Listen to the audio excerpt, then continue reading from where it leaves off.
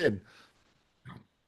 Well, hello, and a very warm welcome back to the Andrew Eborn Show with me, Andrew Eborn, and who else? Well, I'll tell you who else. The wonderful Steve Levine making a glorious reappearance. How are you, Steve? I'm very well, thank you. Had a quick cup of tea. There we go. A quick cup of tea is always good. We were talking about how the music industry's evolved and how difficult it is now for artists to get airplay. And actually, the brilliant Lisa Davis, who brought us together, you worked with her several years ago. Talk to me about her. That's right. My very, very first ever paid record production was for Magnet Records. And I'm very proud to say that when we did our show at the Liverpool Phil, that artist came because we've known each other all this time and we're still absolutely dear friends. It's fantastic. His name's Chris Knott, but he was the artist, as we say, the artist formerly known as Benny Lord. So Magnet Records called me out of the blue with my partner Simon Humphrey. We were beginning to make a name for ourselves around the London scene as the kind of go-to guys for the kind of post-punk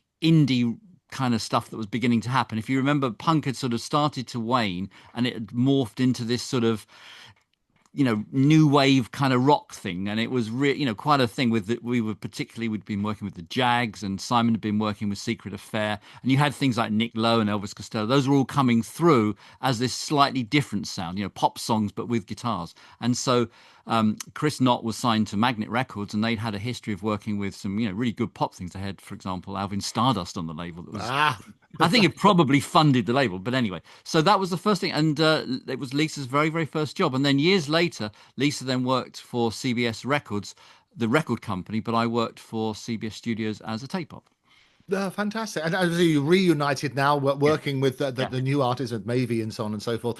Talk to me then about how difficult it is for new artists now, because that's why you sort of reconnected with Lisa, wasn't it? To add a bit of That's right. the spotlight of publicity.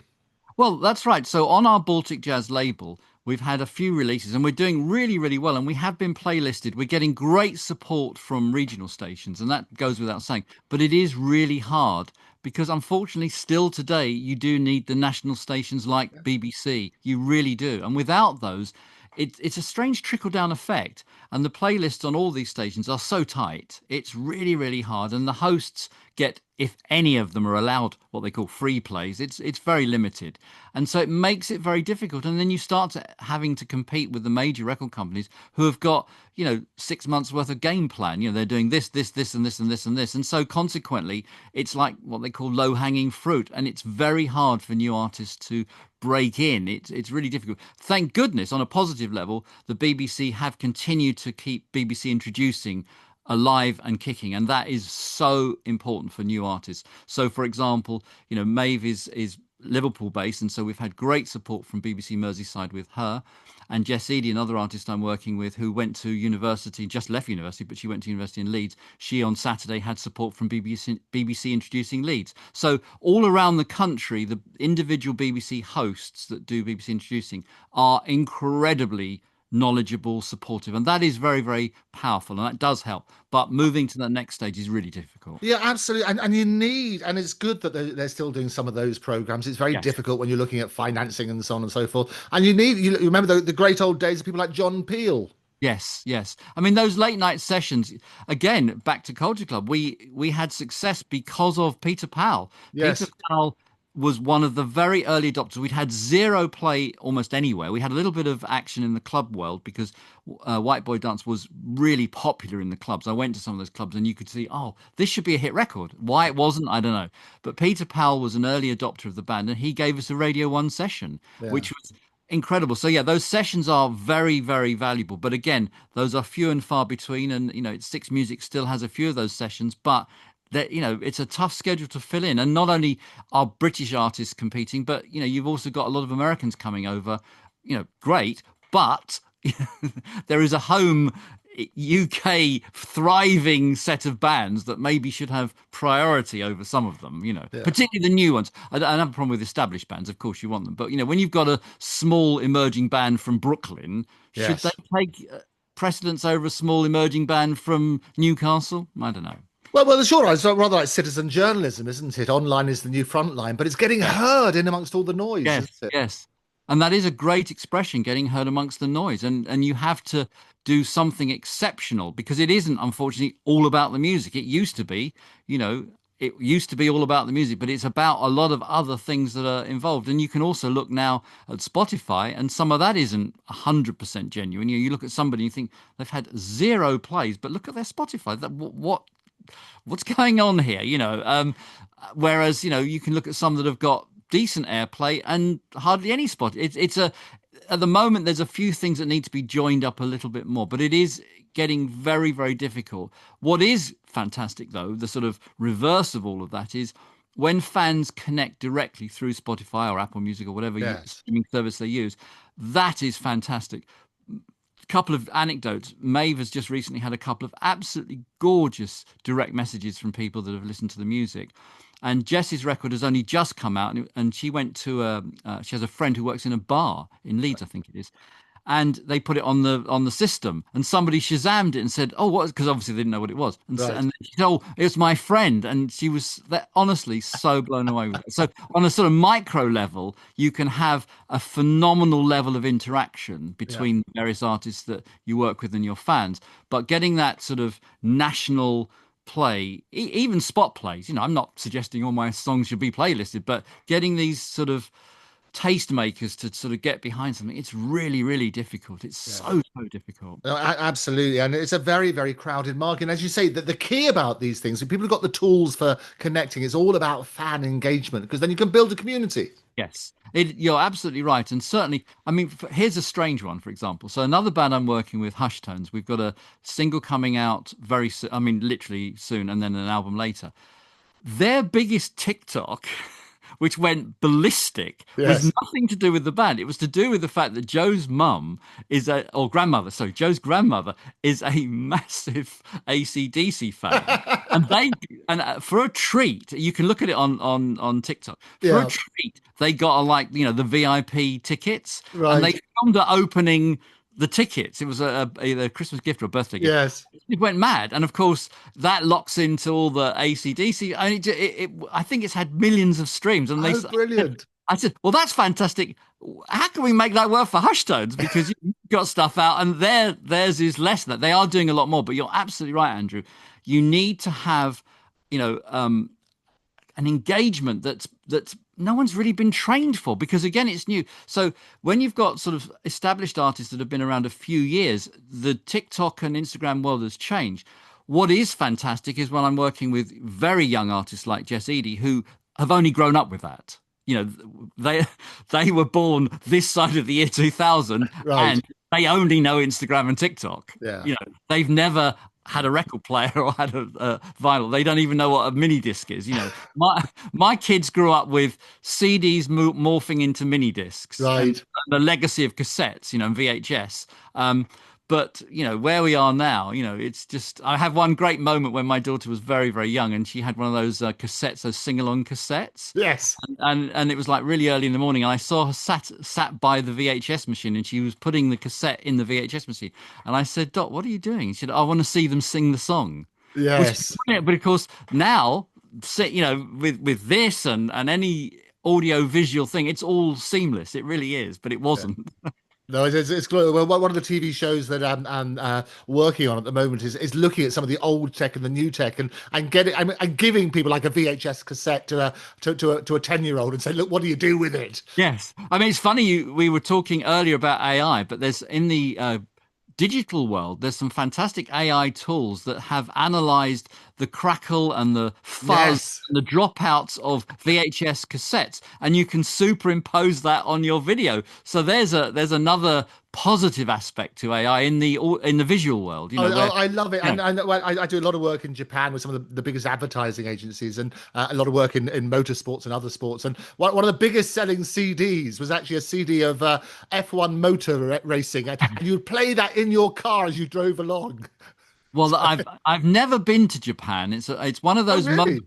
No, and I'd love to go. And I had to, strangely enough, was invited. I know we've mentioned the Beach Boys earlier, but I have to mention them again because this was it. I was recording the Beach Boys, and I had my early digital machine, which was made by Sony. Yes. And there were only 3 of us that had the first machines. There was myself, Nile Rodgers, and Neil Young. We had the first, and they were really expensive. But we got a letter from Sony, the president of Sony. This is Sony Electronics, not Sony Records. They didn't own the record company then, and inviting us to go to the factory to see them made. And it was an all expenses paid trip, but I couldn't go because I was in the middle of doing the Beach Boys album. So I have never been. It's one of the, when people say where would you like to go, that is one place that's top of my list to visit. I would really.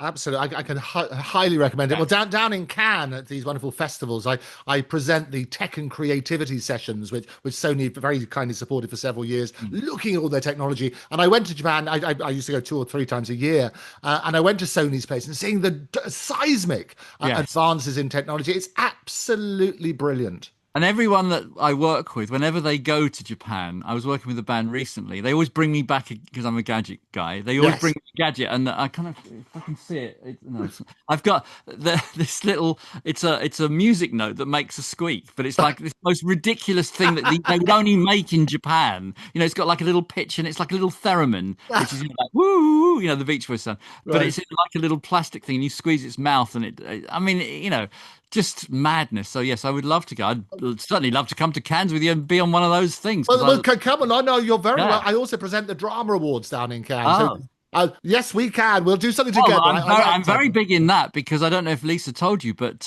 just only literally a few days ago, we won in the New York radio festivals. We won a gold award for our BBC World Service, which is actually a musical drama. And yes, I saw that. I was literally so thrilled because that was such a huge effort. We had the BBC Philharmonic, we had Stephen Fry, now Sir Stephen Fry, who was our narrator, and it was just it was such a labor of love. It was a lot of work, and everyone worked so hard on it. But to get the gold award, honestly, that means the work is worthwhile, because I was also judged this year on it, and I was listening to some. You obviously don't judge your own one, but I was listening to some of the other programs that were in the category, and it was a really strong year. And actually, one of the ones I picked also won in another category. So the quality is getting better and better, because as people are enjoying the podcast world much more than perhaps anyone ever anticipated, the levels of production are going up for those that really care and down for those that couldn't care. So in a funny sort of way, everyone is being forced to up their game because everyone's listening on great headphones now. And so production values for private listening is really going up, and I think that's so good. It's so good. It's fantastic. I mean, and anybody now can be a journalist. This is what we talk about, citizen journalism and stuff like that, and anybody can record in their bedroom and so on and so forth. I mean, looking at some of those people and artists, you say how difficult it is. What advice would you give to them in terms of launching their career? Because it's not so much about the band, it's about the brand now, isn't it? Yes. Well, I think one of the things I've noticed that many of the artists that I've been working with recently are filming elements of the songwriting and recording process. Now, it's been well reported that Ed Sheeran now is recording his process to stop all these horrible ambulance chasing lawyers from trying to claim copyright. And I'm so glad. Where there's a hitch, there's a writ. Yes, and I am so glad that he won that case. That was absolutely insane and ridiculous, and should never have ever got. And I can't imagine the stress that the poor guy went through. That it is really, if anyone's ever had any of these legal things to deal with, I've had a few to deal with. It's really painful, and you feel sick in the stomach all the time, and it's just awful. It's the negative side of this industry when lawyers go after people. So he's recording his to prove the conversations. However, the upside is he gets to see the process. Yes. And really interestingly, because Spotify have a section on their site where you can put up these little clips, and actually with Mavey we did one where we were very pleased on So Glad with the way that we recorded the drums. I used normally it's my percussionist Vidar Norim, who's based here in Liverpool. He's from Norway. He's the percussionist on all my records, but there was one particular style we wanted, and I said to him, would you fancy playing drums on it, because I wanted his drumming to match his percussion playing, with somebody with the same fill. And so he said, yeah, I'll come down. And it happened to coincide with the day I was working with my LIPA students, and they wanted to see, how does a drum session take place? How do you record the drums? So Maeve filmed elements of that, the recording of the drums, setting up of the microphones, and the process. And we made a little clip of that. And that's been incredibly popular. So that's a word of advice, is film interesting elements of your sessions, because you'll be amazed that, I mean, a few years ago, people go, I used to get this all the time from the BBC, oh, it's too techie, no one will really understand it. But you have to remember now, most of your fans have access to Zoom and all these facilities. They know what recording is. They know what a microphone is now. They know what headphones are. The lexicon of these words is not just for the few. So when you say, this is the guitar I've used, and this is the guitar pedal I've used, and this is the amplifier, and this is the sound I've got, and isn't this sound similar to something else? They absolutely know what you're talking about. Whereas maybe a few years ago, perhaps they wouldn't have done. Yeah. And so that would be a great word of advice. Capture interesting moments of your session, of whether you're a duo, a single, or a band or whatever. Capture those moments, because that's great content. I've got great content of, when I had a handheld VHS camera, and I've got some great moments of some of the sessions I did, but not to the level we have now with phones and everything. But that would be my advice. Yeah, I know, it's great advice, and I can tell you there's a real appetite. Sometimes the behind the scenes stuff is more interesting than what's going on in the official thing. Yes, in fact, funny, talking of podcasts, one of the podcasts that was fantastic, and I'm pleased that it won an award, was a behind the scenes of, that program, The Diplomat, that was on. Yes. So you probably know her. Well, I won't get into too many details, but they did a behind the scenes. They had access to the set, and it was fascinating, absolutely fascinating. It was a really good podcast, and people like, and it's so easy for people to do. I mean, it's great advice, Steve, and I would tell you that all the time. They always say content is king, queen, whatever we like to say now, but absolutely get that content, and it's so cheap to do. Yes, and the quality is going up and up and up. Most of the phones now will record at a decent quality, and there's so many, back to the AI, there's actually very handy filters that can maybe get rid of a blurry bit, or make it blurry if it's, there's lots of different things, like the camera I'm using has a sort of thing where it makes sure it's always looking at your face, rather than, and that wonderful pencil you keep flashing around. That's sorry, I was writing some notes. Where is this pencil from? It's a piece of merch, actually. Go and plug it then. I'll get royalties. I'll get my commission. What is it? It's all a bit fuzzy. I think it's I'll tell you what. In fact, I know what it is because I recognize the color. So the best merch ever. I did the music for a game, and the company is called Milky Tea. They're based here in Liverpool. They have the best merch. I've got some great hoodies and t-shirts and bags, and so it's from their pens and pencil collection. Yeah, their merch is just so good. They're brilliant, these game things and stuff like that, aren't they? I don't really picture you in a hoodie. Do you got a picture of that? I've got it somewhere, but yeah, I wear it occasionally. I mean, I've specially put this on. It was my birthday the other day, and my daughter bought me this shirt, so I thought I'd wear it for you, Andrew, to celebrate. It's a very nice shirt. What I love about this, we've got all sorts of product placement. You're going to get royalty. You'll never have to buy shirts again or pencils. So it's worth it. Look, Steve, you've shared some incredible stories about your career. Let's reveal a bit more about the man behind the music. What's a surprising fact about you, even some of your closest collaborators may not know, that shows a side of you beyond the studio? Well, what is it? Well, I've been very happily married. It's our 40th anniversary this year. Congratulations. So, so I don't live the rock and roll lifestyle that people presume that one lives. I don't drink. I don't smoke. I've never taken any drugs, ever. So those are, presumptions that when you're in the music industry that you're, a rock and drugs, sex, drugs, and rock and roll. So there's none of those. I'm a very proud father of 2 lovely daughters and now 2 lovely grandsons. So that's fantastic. And my eldest grandson, who's 5, just loves it here in the studio.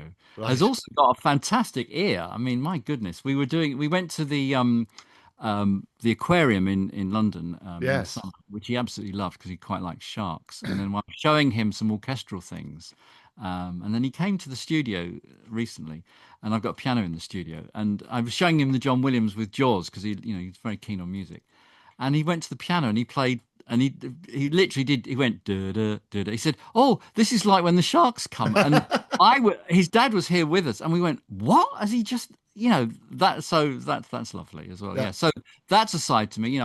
Family life is really, really important, and private life, of course. And I love making records. My wife calls this studio my happy place. Obviously, I've spent my entire life in recording studios, so for me, it is incredibly natural.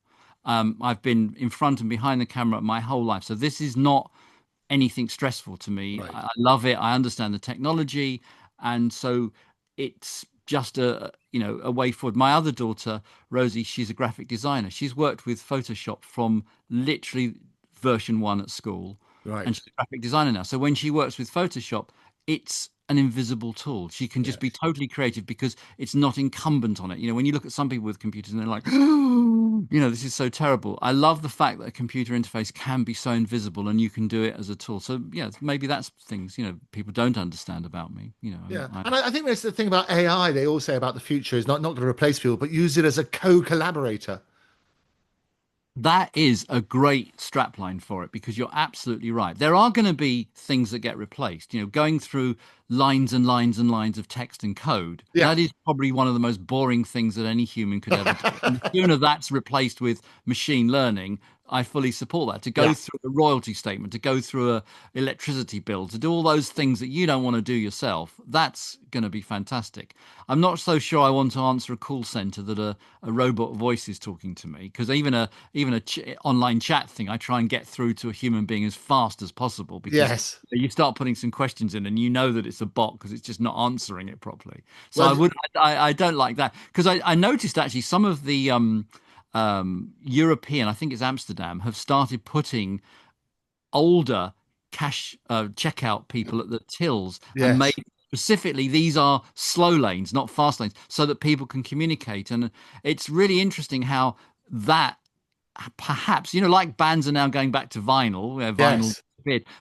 The art of conversation, because of AI, is probably coming back in the face-to-face thing. I was certainly hope. I mean, I always say that the smarter these devices get, the less smart Yes, we get. Is the honest yes, answer, isn't it? yes. But Well, that's the thing about AI, and using it as a co-pilot is certainly the yes, way. Get rid of yeah, those boring tasks. But they did say things like the seismic advances in things like medicine, yeah. and actually in doctor's appointments. There was a research done by the University of California, San Diego, and they basically say chatting to Chat GPT was better than chatting to your GP because it's more empathetic, it's got more time, more information, and so on and so forth.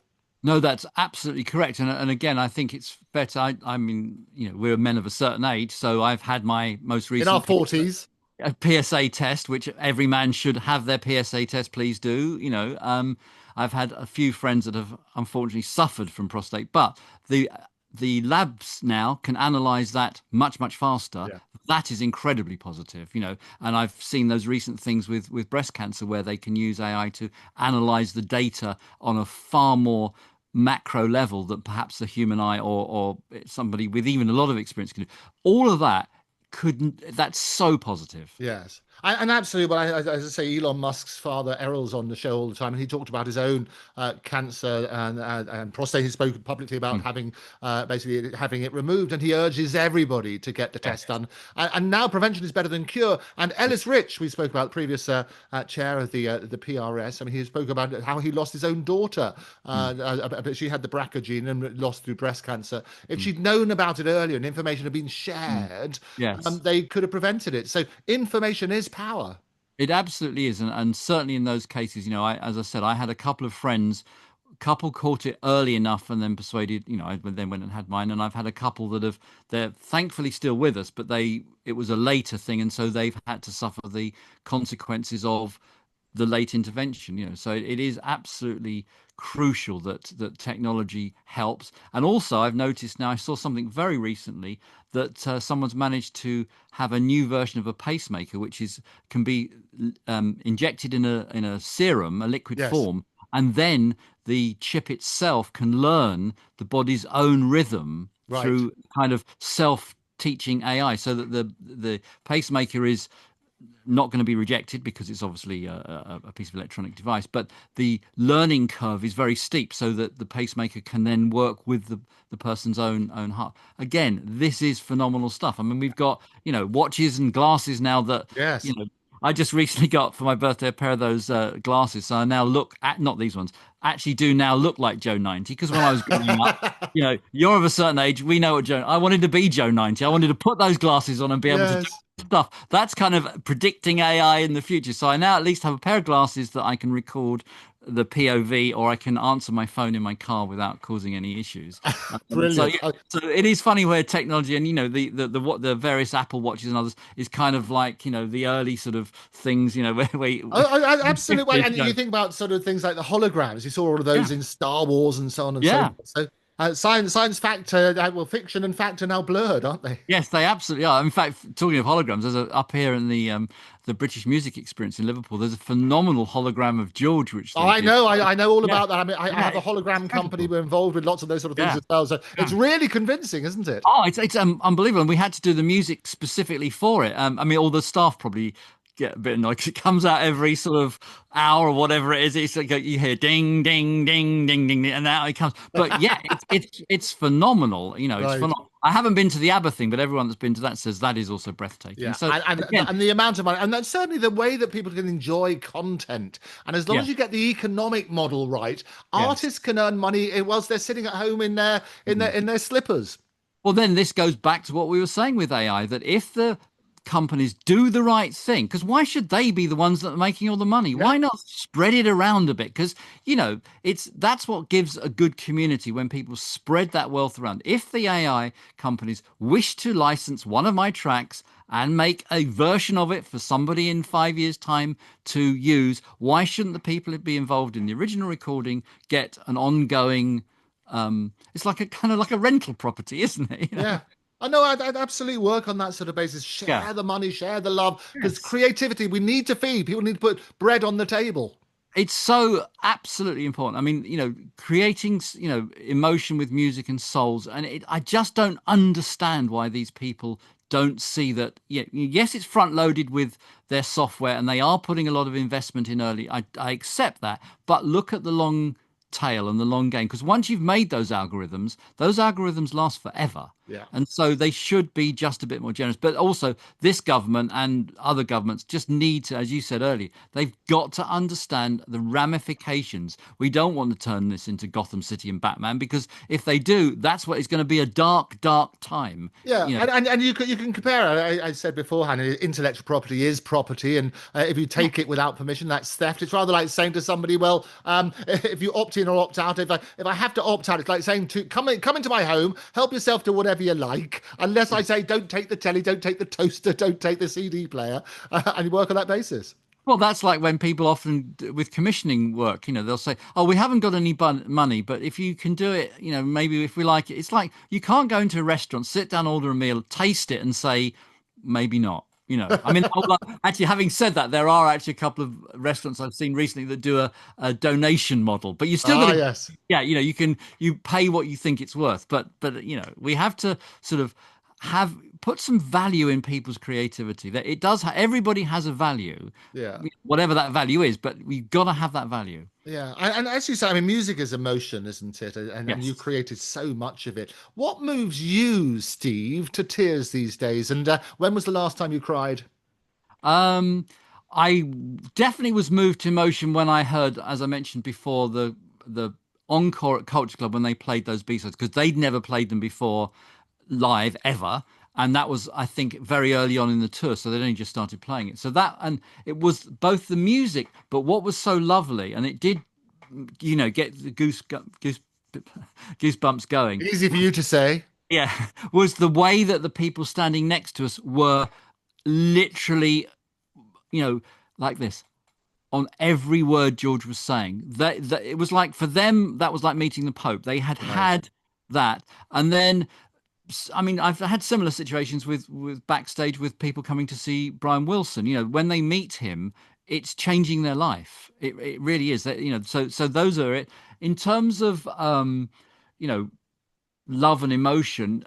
What was the most recent thing that I went to?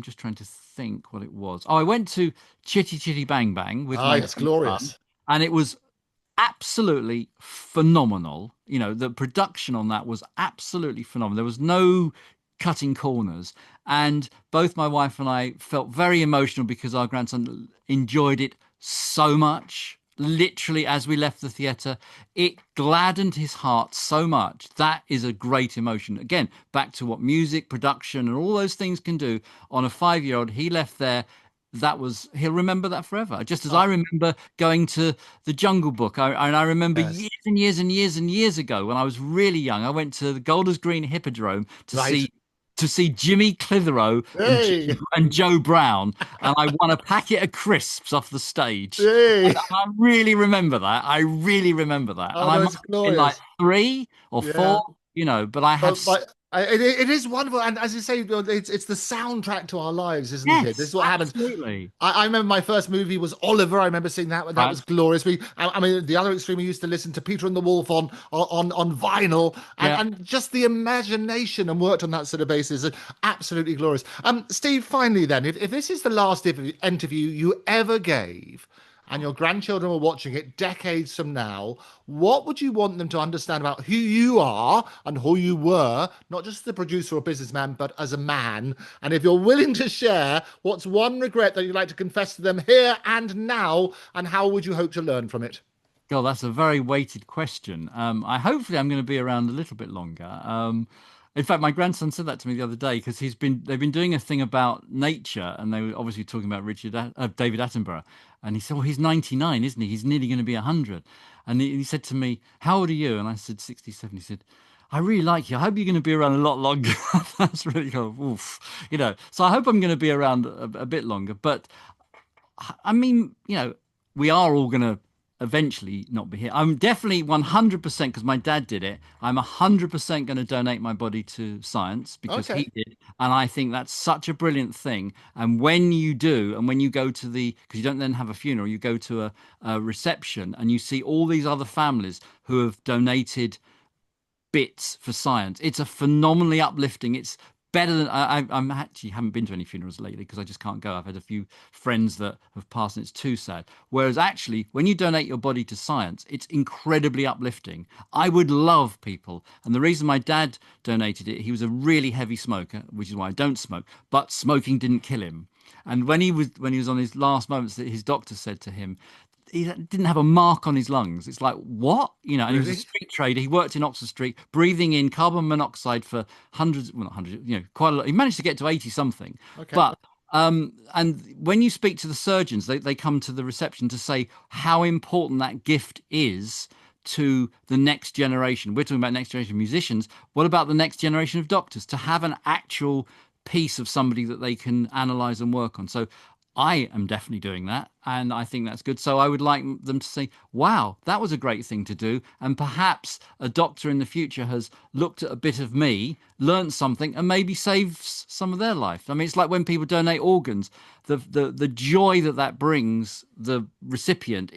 Of course, they're alive, but I mean, it's incredible. And so, obviously, I'm an organ donor. Hopefully, I'm keeping them for a bit longer. But yeah, that's something. So I'd like them to go, oh, he did that. That's a good thing. That's a really good thing. And also listen to the music that I've done. But I hope this isn't my last interview. Well, I hope it's not as well. I hope you'll come back on the Andrew Eborn Show. I'd love to. I really would. I thoroughly enjoyed this. This has been so fantastic. Steve Levine, it's been an absolute pleasure. Thank you very much for joining me.